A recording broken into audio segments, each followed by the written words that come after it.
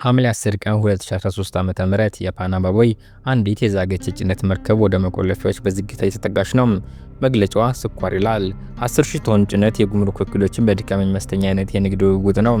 ባለስልጣናቱ በዚህ ጥቆማ መርከቧ ላይ ሲወጡ የመርከቧ ሰራተኞች የገዛ መርከባቸውን ማበላሸት ጀመሩ። ካፒቴኑ ራሱን ስቶ መሬት ላይ ወደቀ። በወደቀበትም ቢላዋ አንስቶ የገዛ ጉሮሮን ለመቁረጥ ሲሞክር ፖሊሶች ደርሰው አስቆሙት። ይህ ሁሉ እየሆነ ያለው በስኳር ምክንያት ነውን? በዚች መርከብ ውስጥ ከ200,000 በላይ በሆኑ ቡናማ ከረጢቶች ስር ሚሳኤሎች፣ የሮኬት ማስወንጨፊያዎች፣ የሚግ 21 አካላት፣ የራዳር ሲስተሞች፣ ሁሉም ወደ ሰሜን ኮሪያ የሚያቀኑ በቁጥጥር ስር መዋሉ። በትንሽ አደንዛዥ ዕፅ ጥቆማ ይህ ሁሉ ወታደራዊ ቁስ በቁጥጥር ስር ዋለ። የፓናማ ፕሬዝዳንት ማስረጃውን በቀጥታ በትዊተር አሰራጩት። ፒዮንግያንግ በዓለም መድረክ ላይ ተዋረደች። በሃቫና የሚገኘው የሰሜን ኮሪያ ኤምባሲ ውስጥ ስልክ መጮህ ጀመረ። ሪ ኢልጉ ስልኩን ያነሳና ይህንን ዓለም አቀፍ ቅሌት መቋቋም ወደሚቻል ሁኔታ ይቀይረዋል። ኪም በዚህ ደስ ተሰኝቶ ይሸልመዋል። በምድር ላይ እጅግ ተጠራጣሪ መሪ 7 የቅርብ ሰዎቹ ጋር በግል እንዲገናኝ በማድረግ ፊት ለፊት አግኝቶ በራሱ እጅ ሸለመው። ነገር ግን ያው ስርዓት በኢኮኖሚ እያደቀቀው ነበር። በወር $500 ደሞዝ፣ ለመኖር ሲል በኮንትሮባንድ ንግድ መሰማራት፣ ከገዛ ሚኒስቴር መስሪያ ቤቱ የሚጠየቅ ጉቦ፣ ከዛም ከሕክምና ተከለከለ። ሲኮበልል ሚስጥራዊ የሆኑ የኬብል ምልክቶችን ይዞ ነበር። በተባበሩት መንግስታት ድርጅት ፊት ቀረበ። እንዲሁም ያየሁት ኪም ጆንግ ኡን ዘ ኪም ጆንግ ኡን አይሳው የተሰኘውን መጽሐፍ አሳተመ። በምድር ላይ ያለ እጅግ ኃያሉ አምባገነን መንግስት በስለላ ድርጅቶች አልተሸነፈም። ሲአይኤ፣ ሞሳድ ሊያሸንፈው አልቻለም። ይልቁንም ራሱ ባሰለጠነው ባመነው በሸለመው ሰው ተፈረካከሰ። እንዴት አመለጠ? ለምንስ ለመጥፋት ወሰነ?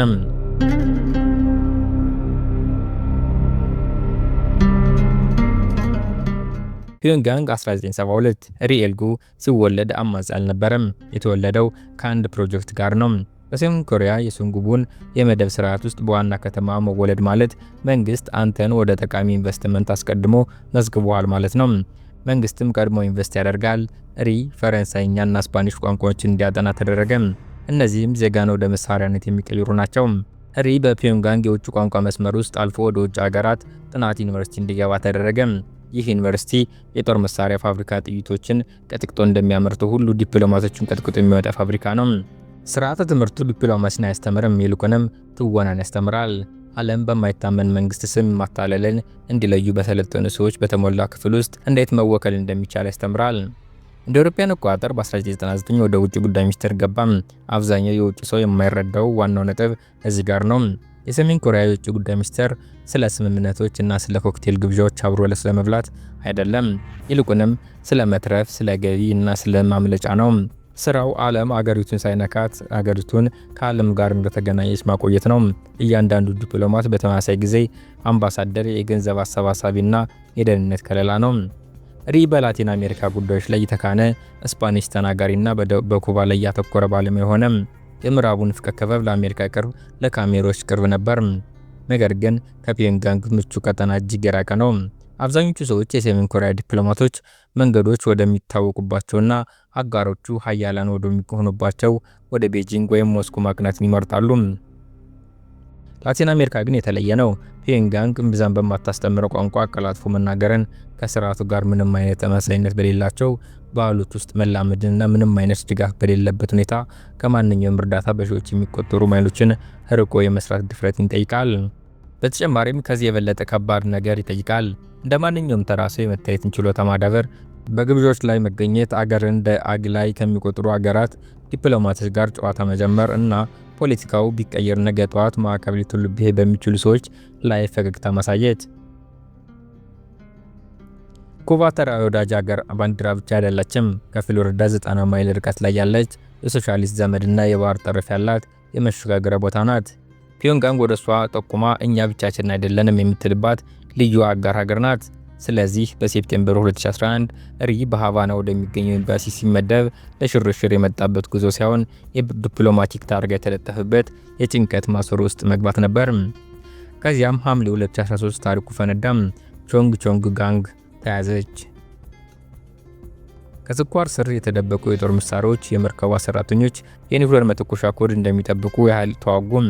ታሪኩ በዓለም ላይ ባሉ በሁሉም ዜና አውታሮች ላይ እንደ ሰደድ እሳት ተሰራጨ።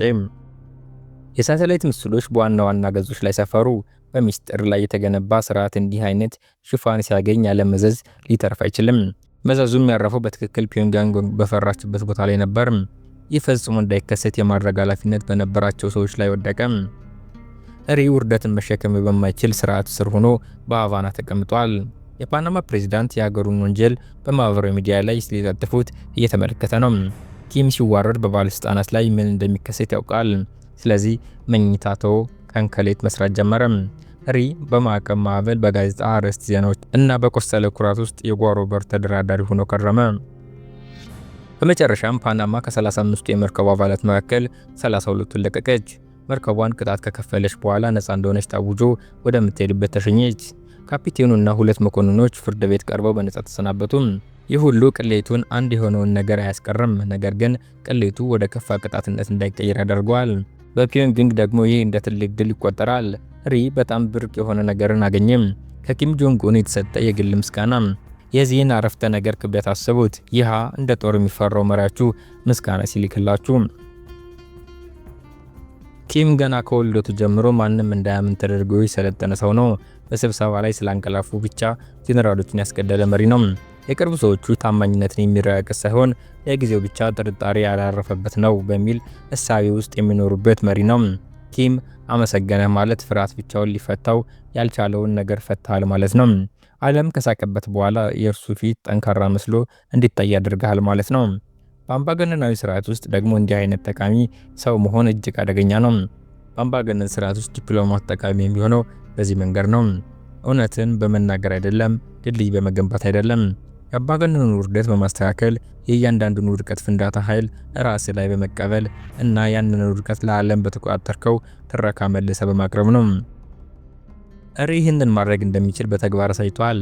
ይህ ደግሞ ስርዓቱ እስኪያክተው ድረስ ደግሞ ደጋግሞ እንዲያደርገው እንደሚጠይቀው ያሳያል። ነገር ግን ሪ ስርዓቱን ከዓለም አቀፍ ቅሌት ማዳን እንደሚችል በተረዳበት ቅጽበት ስርዓቱ እሱን ፈጽሞ እንደማያድነው ተገነዘበ። አንድ ፍጹም የሆነ ታዛዥ ስለገነባው ማሽን ምን ይረዳል? ማሽኑስ ከልክ በላይ የሚያውቁ ሰዎችን ምን ያደርጋቸዋል? የካቲት 12 ቀን 2019 ዓ.ም በፒዮንግያንግ አውሮፕላን ማረፊያ አቅራቢያ በሚገኘው የካንግ ኮንግ ወታደራዊ አካዳሚ ከፍተኛ የውጭ ጉዳይ ሚኒስቴር ባለስልጣናት ተሰብስበዋል። ለስብሰባ አይደለም፣ ለሞት ቅጣት አፈጻጸም ነው። ሪ በቦታው አልነበረም። በዚያ ወቅት ወደ ኩባ እየተመደበ ስለነበር መገኘት እንዳልቻለ ይናገራል። ነገር ግን የህዝብ ሞት ቅጣት ዓላማው ሞቱ ብቻ አይደለም፣ ዓላማው ማስተጋበቱ ነው። የተገደለው ሰው እንደ ሪ አባባል የአሜሪካ ሰላይ ነው ተብሎ የተከሰሰው የቀድሞው የምክትል ውጭ ጉዳይ ሚኒስትር ሃን ሶንግ ሩዮል ነው። ከፍተኛ ባለስልጣናት ይህንን ድርጊት እንዲመለከቱ ይገደዳሉ። ምስክሮች ከዚህ በኋላ ለቀናት ምግብ መብላት እንዳልቻሉ ለሪ ነግሮታል። በሰሜን ኮሪያ ውስጥ መልእክቱ ግልጽ ነው። ማዕረግ አይጠብቅህም፣ የሥራ ታሪክ አይታደገህም። ለስልጣን ያለ ቅርበት ራሱ አደጋ ነው። ከዚህ ክስተት በስተጀርባ እንደ ጥላ ሆኖ የሚታየው የሃኒዮ ጉዳይ ነው። በየካቲት ወር መጨረሻ 2019 ዓ.ም በኪም ጆንግ ኡን እና በፕሬዝዳንት ዶናልድ ትራምፕ መካከል የተደረገው ስብሰባ ያለምንም ስምምነት ፈረሰ። በአምባገነን ስርዓቶች ውስጥ የዲፕሎማሲ ውድቀት ፈጽሞ የፖሊሲ ችግር ተደርጎ አይወሰድም። ይልቁንም የሰው ኃይል ችግር ተደርጎ ነው የሚቆጠረው። የሆነ ሰው ዋጋ መክፈል አለበት። የቀድሞው የውጭ ጉዳይ ሚኒስትር ሪ ዮንግ ሁን ጨምሮ ከፍተኛ ባለስልጣናት ከሃኒዮ ስብሰባ በኋላ ከስልጣናቸው መውረዳቸውን ሪ ከጊዜ በኋላ ተናግሯል። አንድ ምክትል ሚኒስትር ተሰልፎ በጥይት ድብደባ ሊረሸን የሚችል ከሆነ ታዲያ አንድ አማካሪም ሊደረግ ይችላል። ማሰብ ከባድ ነው። ያለው ብቸኛ ነገር ጠቃሚነቱ ብቻ ነው። ጠቃሚነት ደግሞ የማብቂያ ቀን አለው። አሁን ታሪኩ በዝምታ ወደ አስከፊ ደረጃ ወደሚቀየርበት ክፍል እንሻገር። ሪ የተመረጠ ዲፕሎማት ነው። የውጭው ዓለም የሚያየው ይህንን ነው። በውስጥ ግን ወራዊ ደሞዙ ወደ $500 ገደማ ነው። የኒኩሌር ኃይል ያላትን ሀገር ለመወከል $500፣ ከደቡብ ኮሪያ ላይ የሚመጡ ተጽዕኖችን ለመመከት $500፣ ከውድቀት በኋላ ወደ ወታደራዊ አካዳሚ ግቢ ለሚወስዳቸውና ለሚያስረሽናቸው ተልእኮዎች $500። ታዲያ እንዴት ትጠርፋለህ? ትታገላለህ። የኩባ ሲጋሮችን በኮንትሮባንድ እንደሚያዘዋውር ይናገራል።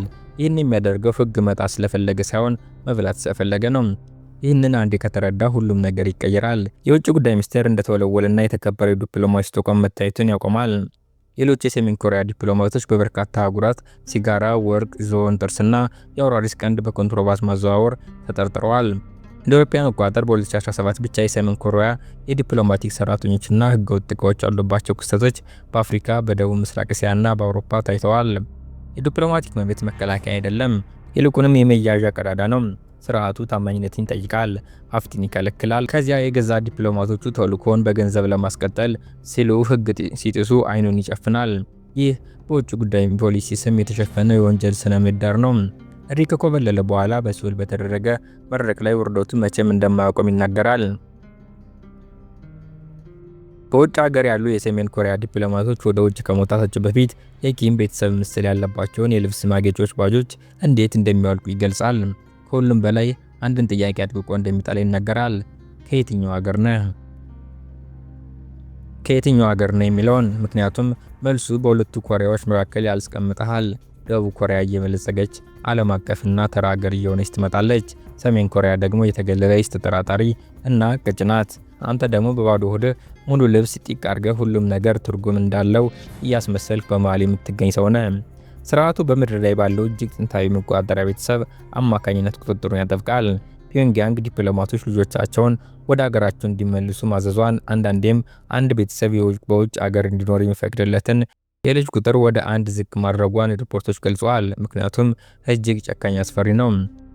በውጭ ያሉ ልጆች ሊኮበልሉ ይችላሉ፣ ወይም ደግሞ የባሰ ነገር የውጭውን ዓለም ይዘው ሊመጡ ይችላሉ። ስለዚህ መንግስት መልሶ ይስባቸዋል፣ ወደ ሀገር ያስገባቸዋል። በውጭ ሀገር ያለ እያንዳንዱ ዲፕሎማት በልብ ውስጥ ዝምተኛ ታጋሽ ይዞ የሚዞር ነው። ከዚያም የፓስፖርት ጉዳይ አለ። እያንዳንዱ ዲፕሎማት ፓስፖርቱ በኤምባሲ ካዝና ውስጥ ይቆለፍበታል። ሪ ካመለጠ በኋላ ሰሜን ኮሪያ ፓስፖርቶችን በኤምባሲ ካዝኖች ውስጥ ቆልፋ እያቆየች እርሱ እንዴት አውሮፕላን ላይ ሊሳፈር እንደቻለ ተጠይቆ ነበር። እርሱ ግን መልስ ለመስጠት ፈቃደኛ አልሆነም። ምክንያቱም አንዳንድ ዝርዝር ነገሮች ተራ ጉዳዮች አይደሉም፣ ይልቁንም ቀጥሎ ለማምለጥ ለሚሞክር ሰው የህይወት መስመር ናቸው። እስኪ እውነታውን አመዛዝኑት። ሪ ኤልጎ የሰለጠነ የታመነና የተመሰገነ ነው። በተመሳሳይ ጊዜ ደግሞ ዝቅተኛ ደሞዝ የሚከፈለው ክትትል የሚደረግበትና የተዋረደ እና በማንኛውም ጊዜ ሊተካ የሚችል ነው። አሁን ደግሞ ስርዓቱን ይህንን ሁሉ ወደ ወጥመድ የሚቀይር ተልዕኮ ሰጠው። ውድቀት በማይታሰብበት ስኬትም ቢሆን እርሱን ሊያድነው በማይችል ተልዕኮ። ኪም ከኩባ ምን እንዲያጥብቀው ይፈልግ ነው ምርጥ የተባለውን ሰው አሳልፎ ለመስጠት የቆረጠው። እና ምርጥ የተባለው ሰውዬ ሂሳቡን ሲያሰለው ግራ ቀኙን ሲያይ ምን ይከሰታል? ሪ ለምን እንደኮበለ ለመረዳት ከፈለጉ ርዕዮተ ዓለምን እንተውና በሂሳብ ስሌት እንጀምር።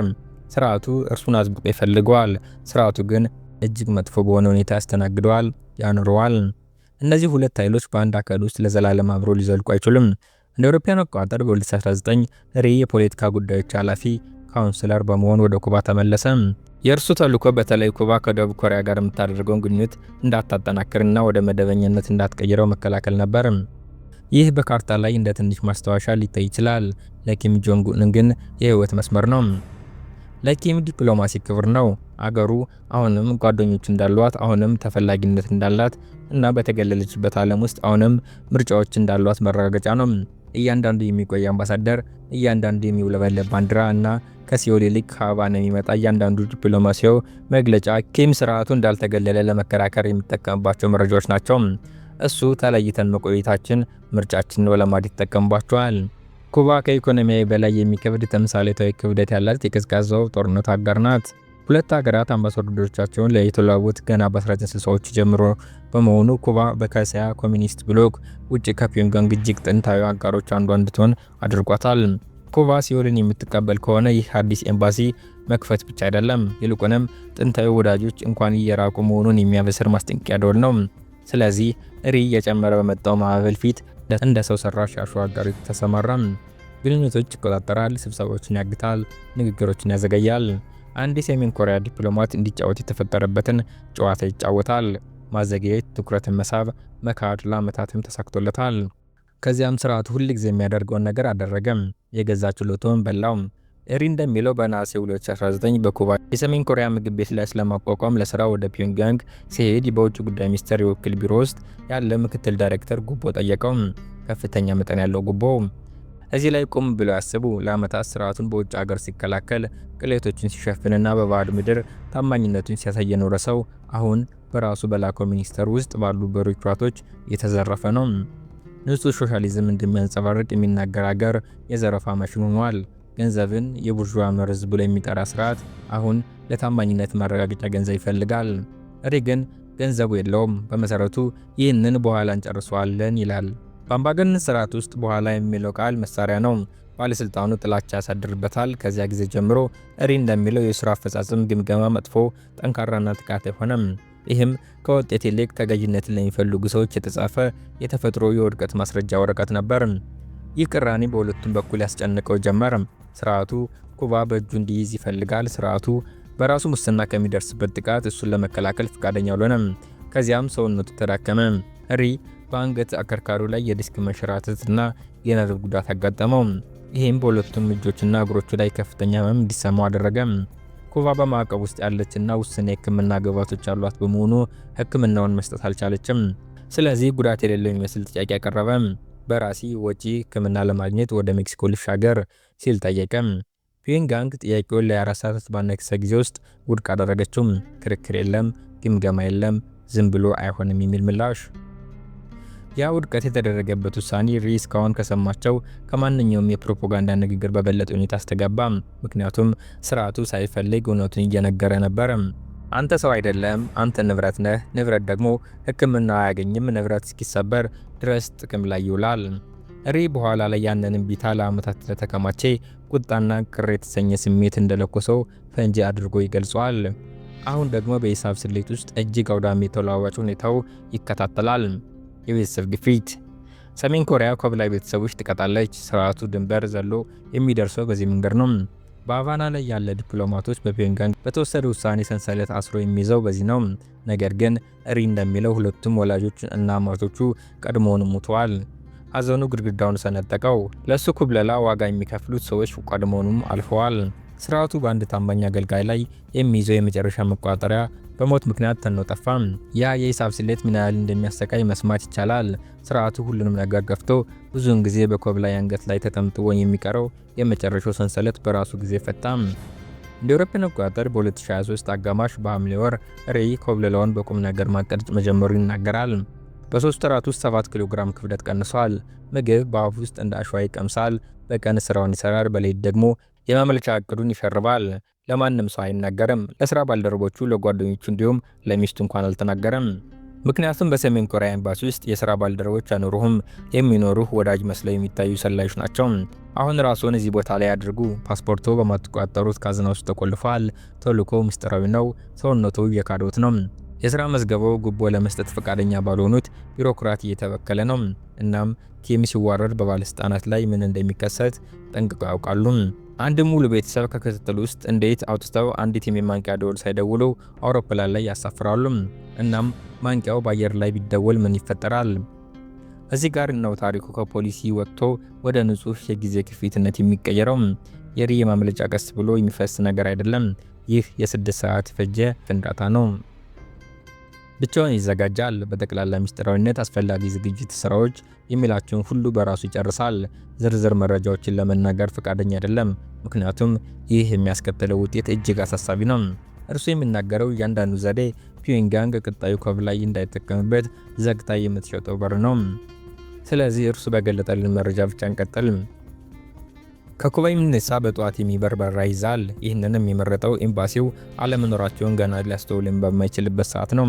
ከዚያም አውሮፕላኑ ከመነሳቱ 6 ሰዓት ቀደም ብሎ ለሚስቱና ለልጁ ይነግራቸዋል። የባለቤቱ የመጀመሪያ ምላሽ እንዲህ ያለ አስፈሪ ቀልድ አትቀልድ የሚል ነበር። እርሱም የጉዞ ቲኬቶቹን ያሳያታል። እሷም ዝም አለች፣ የምትለው ጠፋት። ያ ዝምታ ከ2 አስርተ ዓመታት የሮይታ ዓለም ስብከት በስርዓቱ ውስጥ ከተገነባ ህይወትና ስርዓቱ በህይወት እንዲወጡ ፈጽሞ እንደማይፈቅድላቸው ከተገነዘቡበት ድንገተኛ መረዳት የሚመነጭ ነው። ለ5 ዓመታት ሲገነቡ የቆዩትን ሀገር ወደ መቃብር የሚቀይረውን አረፍተ ነገር ለልጁ ይነግረዋል። ለሰሜን ኮሪያ ምንም መጻኢ ዕድል ሆነ ተስፋ የለም። ህይወትን መሸከም በሚችል የሻንጣ መጠን ለማሳነስ 6 ሰዓታት። አድሬናሊን በየሴሉ ውስጥ እየተዘዋወረ እንደተራሰው ለመታየት 6 ሰዓታት። በዕለት ተዕለት ልማድ ውስጥ የሚፈጥረን ትንሹን ስንጥቅ ለመለየት በሰለጠኑ ሰዎች ከሚተዳደር ኤምባሲ ለመውጣት 6 ሰዓታት። ከዚያም የሃቫና አውሮፕላን ማረፊያ ንጋት ላይ ለእረፍት ወደ ሀገር ለሚመለሱ ሰዎች የተዘጋጀ ቦታ። ለሪ ግን በህይወት የመትረፍና በእስር ቤት ካምፕ መካከል ያለ ኮሪደር ነው። የመውጫ ሂደቶችን ጨርሰው መተዋወቅ ጀመሩ። ሪ እንደተናገረው የጉዞ ሰነዶችን ከማጠናቀቅ እስከ መሳፈር ያለው ጊዜ ርቧቹ ሽሮ እስኪደርስ የመጠበቅ ያህል ይረዝማል። በየሰዓቱ በግድ ሰዓቱን ይመለከታል። 10 ደቂቃ በ1 ሰከንድ ውስጥ ተጨፍልቆ ይገባል። 1 ደቂቃ ደግሞ እንደ 10 ዓመታት ይረዝማል። ጭንቀት ጉሮሮን ያቃጥላል። የሚያልፈው እያንዳንዱ ፊት ሊያጋልጠው የሚችል አደጋ ነው። አንድ የኤምባሲ ባልደረባ ብቻ ቢመለከታችሁ ማምለጫው ይከሽፋል። ወደ እስር ቤት ሳይሆን ወደ መመለሻ በረራም፣ ወደ ካምፕ፣ ዓለም በአጥር በስተጀርባ በዝምታ የምታበቃበት ቦታ። አሁን ሰዓቱ ደርሶ ተሳፍሯል። ሞተሮቹ ጮኻሉ። ኩባ ከደመና በታች ደቃ ትታያለች። ካሪቢያን በነጭ አካባቢ አየር ሽፋን ስር ትጠፋለች። ከታች የሆነ ቦታ ላይ ኤምባሲ አለመኖራቸውን ለማስተዋል ሰዓታትን ለማስረዳት ደግሞ ዓመታትን በሚወስድ ሁኔታ እየነቃ ነው። ያ እፎይታ ሰላም ነው ብለው ሊያስቡ ይችላሉ። አይደለም። በሶስተኛ ሀገር ሲያርፉ ቀጣዩ ወጥመድ ይዘረጋል። ሪ ለደቡብ ኮሪያ ኤምባሲ ደውሎ በኢሚግሬሽን ቆጣሪው ላይ ጥገኝነትን ጠየቀ። የአካባቢው ባለስልጣናት ጥያቄውን ውድቅ አደረጉበት። ቤተሰቡን ተመልሰው ወደ አውሮፕላኑ ሊጭኗቸው ሞከሩ። አንድ አምባገነን ስርዓት ያመለጠ ሰው ወደ ኋላ ወደዚያው ስርዓት በሚወስደው የአውሮፕላን መውጫ በር በግድ ሊጋፋ ሲል መመልከት ምን ያህል አሰቃቂ ነው። ሪ እንደሚለው ዋናውን የመመለሻ መንገድ ከተከተሉ በቀጥታ ሰሜን ኮሪያ ነው የሚያርፉት። ይህ ተራ ነገር አይደለም፣ የከፋ ሁኔታም አይደለም። የታቀደ በረራ፣ የታተመ የጉዞ መርሃ ግብር ነው። ወደ ሰሜን ኮሪያ የሚመለስ ቤተሰብ ውርደትን የሚያጠፋ የታመቀ ታሪክ ያለው ስርዓት ነው። አብዛኞቹ ኮብላዮች በህይወት የማይተርፉበት ቅጽበት ይሄ ነው። ማምለጡ ራሱ ሳይሆን ቢሮክራሲያዊ ሂደት፣ ይፋዊ ማህተም እና የቤተሰቡን ህይወት የመቀጠል ወይም የመጥፋት እድል እየወሰነ መሆኑን ያልተረዳው የኢሚግሬሽን መኮንን የጋለ ድርድር ንግግር ከሪ ጋር ያደርጋል። ከዚያም የደቡብ ኮሪያ አምባሳደር በቦታው ደርሶ ሪ አምባሳደሩን ሲያገኝ እፎይታ በአካሉ ድረስ እንደተሰማውና ሊወድቅ እንደተቀረበ ይገልጻል። መንገዱ ተሳካም። ከሶስተኛ ሀገር ወደ ሲኦል በረሩ። ቤተሰቡ ደቡብ ኮሪያ ሲደርስ ምንም ጋዜጣዊ መግለጫ፣ ሰልፍ ወይም መዝሙር አልነበረም፣ እስትንፋስ ብቻ። ከ9 ወራት ገደማ በኋላ ሪ በደቡብ ኮሪያ መንግስት ጥበቃ ፕሮግራም ስር መኖር ጀመረ። ቦታው ምስጢራዊ ነው። እንቅስቃሴው የሚካተለው በአስገዳጆች ሳይሆን ጠባቂዎች ነው። እንደ ኮብላዮችና መርማሪዎች ዘገባ ሰሜን ኮሪያ ለበርካታ አስርተ ዓመታት በውጭ ሀገር የሚኖሩ ከፍተኛ ኮብላዮችን ኢላማ በማድረግ ግድያዎችን፣ አፍኖ መውሰድንና ትንኩሳዎችን የመፈጸም ታሪክ አላት። አሁን እርሱ ነፃ ነው። ነገር ግን ነፃነት ከእርሱ ጋር አንድ ጥያቄ ይዞ ይመጣል። አንተን የገነባህን ማሽን ካመለጥክ በኋላ ምን ታደርጋለህ? አመስጋኝ ሆነህ በዝምታ ትጠፋለህ ወይስ ከዛ በላይ አደገኛ የሆነ ነገር ትፈጽማለህ? ትናገራለህ? ምክንያቱም ለኪም ጆንግ ኡን ትልቅ ውርደት ሰው ማጣት አይደለም፣ ይልቁንም የተረካውን ቁጥጥር ማጣት ነው።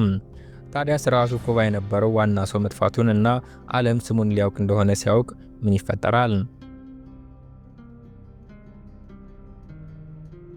የካቲት 19 ቀን 2024 ዓ.ም ኩባና ደቡብ ኮሪያ በኒውዮርክ በኩል ማስታወሻ በመለዋወጥ ዲፕሎማሲውና የቆንስላ ግንኙነት መሰረቱም።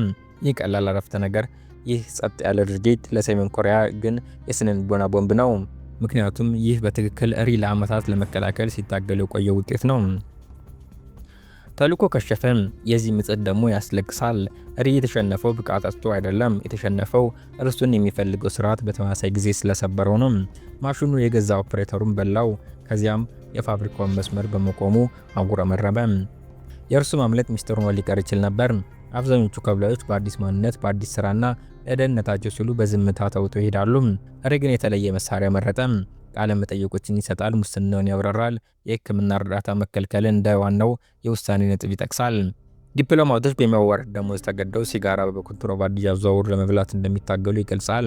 ስርዓቱን የሥነ ምግባር ብልሹነትና የፊታዊነት ህይወት መቋቋም በማይችልበት ደረጃ የሚደርሱበት ቦታ ነው ብሎ ይጠራዋል። ከዚያም በላይ አደገኛ የሆነ ነገር ያደርጋል። ስለ ኪም ይገልጻል። ከቃለ መጠይቆቹ እንደተረዳ ነው ሪ በግል ስብሰባዎች ወቅት ኪም ብዙውን ጊዜ ፈገግታ የተሞላበት፣ ጥሩ ስሜት አለው፣ ሰዎችን የሚያሞግስ፣ የሚስቅ፣ ከሻይ ቡና ጋር ተራ ሰው መስሎ የሚታይ መሪ እንደሆነ ይናገራል። ከዚያም ሪ ኪም ለመትረፍ ማንኛውም ነገር የሚያደርግለት ያንን ስለታማ ቢላዋ ይመዝብሃል። ይህ ቅራኔ በአንድ ምስል ውስጥ የተጠቀለለ መላው ስርዓት ነው። ከላይ ፈገግታ ያለው ፊት፣ ከታች ደግሞ አስፈሪ የሽብር መሳሪያ። በነሐሴ 2024 ሪ በደቡብ ኮሪያ ብሔራዊ ምክር ቤት ታየ። ወደ ውጭ ከመውጣቱ በፊት የኪም ቤተሰብ ያለበትን ባጅ እንዴት እንደሚያወልቅ ያውሳል። እናም እጅግ የፈራው የነበረው ጥያቄ ከየትኛው ሀገር ነህ የሚለው እንደጠየቀው ይናገራል። ከቆዳው ላይ የላጠው የዓመታት ውርደት ሲናገር ይሰማል። በጥቅምት 2024 በተባበሩት መንግስታት ድርጅት ወቅታዊ ግምገማ ዋዜማ በሰሜን ኮሪያ የሰብአዊ መብት ጉዳዮች ላይ በጄኔቫ በተካሄደ መድረክ ላይ ብቅ አለ። ከዚያም በህዳር 2024 የደቡብ ኮሪያ ተዋህዶ ሚኒስቴር በሰሜን ኮሪያ ውስጥ የሰብአዊ መብት ጫናዎችን እንዴት መቆጣጠር እንደሚቻል የሚሰጡ ውስጣዊ መመሪያዎችን የያዙ የወጡ የዲፕሎማሲያዊ ኬብል መልእክቶችን ይፋ አደረገ። ሚኒስተሩ እነዚህ ሰነዶች የሰሜን ኮሪያ ዊኪሊክስ ጋር አነጻጽሮታል። ይህ የሚደበቅ ኮብላይ አይደለም፣ ይህ የሚያጠቃው ኮብላይ ነው። ይህ በእንዲህ እንዳለ ደቡብ ኮሪያ በውጭ ሀገር በሚገኙ ዲፕሎማሲያዊ ጣቢያዎች የሽብር ማስጠንቀቂያ ደረጃውን ከፍ አድርጋለች። ስርዓቱ ኮብላዮችን ኢላማ የማድረግ ታሪክ ስላለው ይህንን ስጋት እውን ያደርገዋል። ጥቅምት 9 ቀን 2025 ቶኪዮ። የጃፓን የውጭ ሀገር ጋዜጠኞች ክለብ ሪ በኩባ ሰሜን ኮሪያ ኤምባሲ የቀድሞ አማካሪ ሆኖ በካሜሮች በተሞላ ክፍል ውስጥ ይገባል። ለዓመታት ከኮበለሉና ይፋ መግለጫ ከሰጡ የሰሜን ኮሪያ ዲፕሎማቶች መካከል እጅግ ከፍተኛ ማዕረግ ያለው ሰው ነው። ስለ ተልዕኮ ይናገራል፣ ስለ ስርዓቱ ይናገራል። በስርዓቱ ውስጥ ያሉ ሊቃን እንኳን የተረጋገጠ ነፃ ህይወት ወይም የተረጋገጠ ወደፊት ተስፋ እንደሌላቸው ለክፍሉ ተሰብሳቢዎች ይናገራል። ከኪም ጋር ያደረጋቸው 7 ስብሰባዎች የኤምባሲው ስርዓት አሰራር ጉቦውን ፍርሃቱን ይገልጻል። እንዲሁም በጃፓን ያየሁት ኪም ጆንግ ኡን ዘ ኪም ጆንግ ኡን አይሰው የተሰኘው መጽሐፍ አሳተመ። ርዕሱ ራሱ ትልቅ ቅስቀሳ ነው።